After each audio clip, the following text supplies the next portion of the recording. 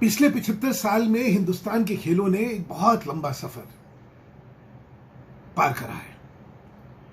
वो जमाना था कि सिर्फ हॉकी हिंदुस्तान की आन बान और शान थी। हॉकी के अलावा किसी खेल की अहमियत नहीं थी।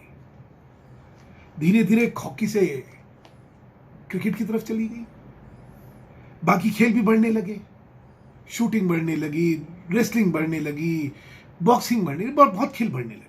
खुशिन्ना हो गई जब 125 साल बाद पहली बार ओलंपिक 1896 में रोम में हुई थी। अब की बार 125 साल बाद पहली बार जो मेन स्टेडियम है ओलंपिक का, उसमें हिंदुस्तान का तिरंगा लहराया गया और राष्ट्रीय गान गाया गया। ये पहले कभी नहीं हुआ। पहले हॉकी का जो पदक मिलता था वो हॉकी के स्टेडियम में मिलता था।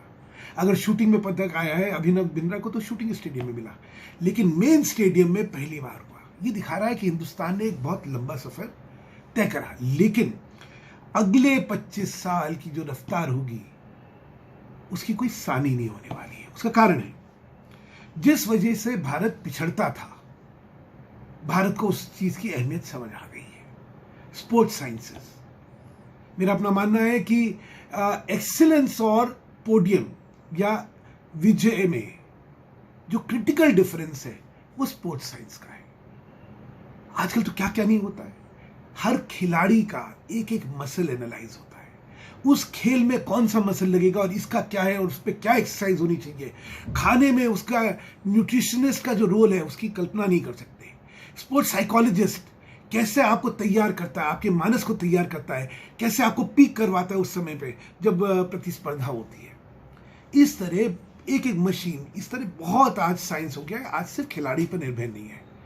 और उस चीज की अहमियत क्योंकि इस समय हिंदुस्तान में समझ आ गई है, तो अगले 25 साल में स्पोर्ट्स साइंस के आने के बाद जो भारत की प्रतिभाएं हैं वो सामने निकल के आएंगे। अच्छा, स्वाभाविक तौर पे भारत की जो जनसंख्या है विश्व में दूसरे नंबर पे है, तो हमारे पास टैलेंट पूल जिसको बोलते हैं, बहुत बड़ा टैलेंट पूल है।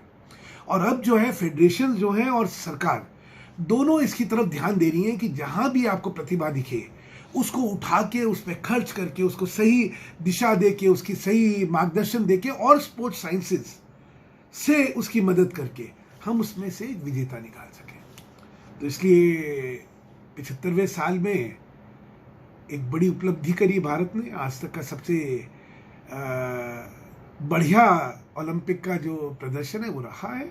और अगले 25 साल में भारत कितना बड़ा विजेता बन के निकलेगा, ये सब इसका इंतजार करिए।